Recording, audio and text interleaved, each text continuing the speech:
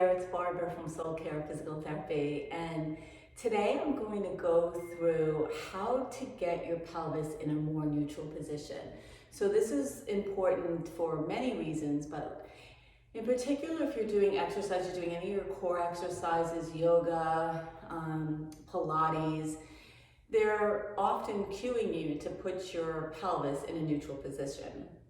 And oftentimes what happens is we either over tuck or overarch our back to try to get ourselves into what we think is the neutral position. So I'm going to teach you a really great trick to how you can feel in your body what neutral is, and then you can translate that over into your yoga practice, your Pilates practice, your core strengthening. If you have back or hip pain, it's really important to know where your alignment is and what the alignment is for you, because it's different for all of us. So I'm gonna have you start this on your back, but before I lie on my back, I'm gonna show you the positioning I want your hands to be in. So we're gonna take our hands, we're gonna place the heels of our hands on the outer part of our pelvis. So here's the outer rim of our pelvis, and our hands will touch those outer bones, and then our fingertips will touch right on the pubic bones, right? So right at the top of the pubic bones, our fingers are touching, and then the heels of the hands are on the outer pelvic bones, okay? And then we're gonna play with what that alignment feels like in relationship of our heels to our fingertips. So go ahead and lie down, knees bent. Let me get my hair clip here. Okay, so knees are bent, you're on your back. Place the heels of your hands right on those pelvic bones, and you should, be able to feel the bones there, and then the fingertips right on the pubic bones. And then just close your eyes for a second here and just feel for a minute. And then start to see if you can have a sense of whether your fingertips are higher than the heels of your hands, or if the heels of your hands are higher than your fingertips. So ideally, we're looking for the fingertips and the heels to be in one plane, like as if they were lying on top of the table. If you notice that your heels are lower than your fingertips, that generally means you have more of a flattened back, like a flattened arched back, right? And if your fingertips are lower than the heels of your hands, it usually means you have an arched back. So just play with that for a second right where you are. First feel where it is that you have the sense whether your heels are lower or your fingertips are lower.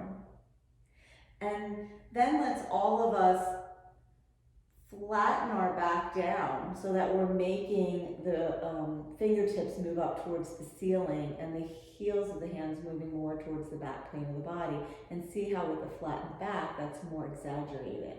So the hands are kind of like in this position as opposed to here. And then arch your back, start to tip your sit bones towards the ground, and then start to feel that your fingertips are reaching more towards the ground and the heels of your hands are up higher. So now you're kind of in this position, right? And that's an arched back.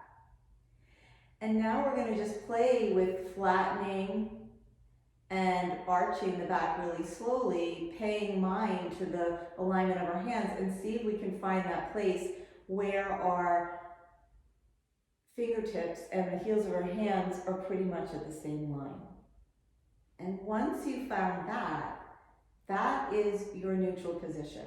So that's where we want to try to maintain alignment in our back when we're doing our core work, when we're in yoga poses, when we're doing our Pilates. Like, we don't want to be overly flattened and we won't want to be overly arched, and everybody is different, right?